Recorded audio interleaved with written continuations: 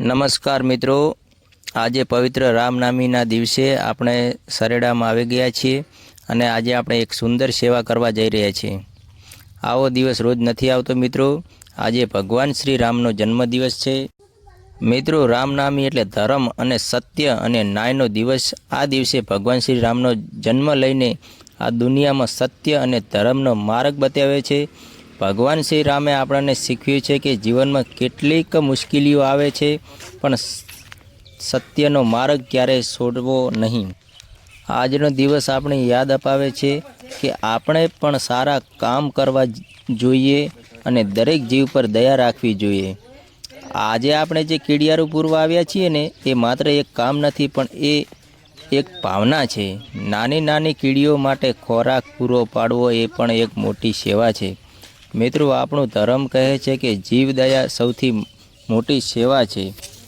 જ્યારે આપણે નિસ્વાર્થથી ભાવથી સેવા કરીએ ત્યારે ભગવાન આપણાથી પ્રસન્ન થાય છે। તો મિત્રો તમે જોઈ શકો છો, અહીંયા અમે કીડિયારું પૂરી રહ્યા છીએ। આ સેવા કરતી વખતે મનમાં એક અલગ જ શાંતિ મળે છે અને અંદરથી આનંદ અનુભવાય છે।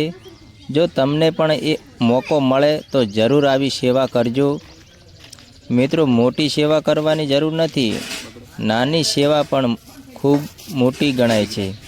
આજે આપણે કીડિયારું પૂર્યું, કાલે તમે કોઈની મદદ કરી શકો એ પણ એક સેવા છે।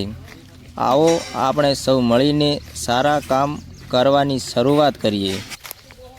તો મિત્રો તમે જોઈ શકો છો, અહીંયા અમે કીડિયારું પૂરી રહ્યા છીએ। આ સેવા કરતી વખતે મનમાં એક અલગ જ શાંતિ મળે છે અને અંદરથી આનંદ મળે છે। જો તમને પણ મોકો મળે તો જરૂર આવી સેવા કરજો મિત્રો। મોટી સેવા કરવાની જરૂર નથી, નાની સેવા પણ ખૂબ મોટી ગણાય છે। આજે આપણે કીડિયારું પૂર્યું, કાલે તમે કોઈની મદદ કરી શકો છો એ પણ એક સેવા। આવે આપણે સૌ મળીને સારા કામ કરવાની શરૂઆત કરીએ। આજે રામનવમીના આ પવિત્ર દિવસે ભગવાન શ્રી રામ તમને સુખ, શાંતિ અને સમૃદ્ધિ આપે। અને તમે મિત્રો જોઈ શકો છો કે આપણે સરેડામાં કીડિયારું પૂરી રહ્યા છે। અને મિત્રો 5 લોકોને વિડીયો શેર કરી દો, જેથી કરીને આપણે જેવી કોઈક સેવાના કામમાં જોડાય તો સારું કહેવાય। અને જો તમને આ વિડીયો ગમ્યો હોય તો લાઈક, શેર અને ફોલો જરૂર કરજો। અને શ્રી રામ કોમેન્ટમાં લખતા જાજો, જય શ્રી રામ, અને કોમેન્ટમાં જય શ્રી રામ લખજો।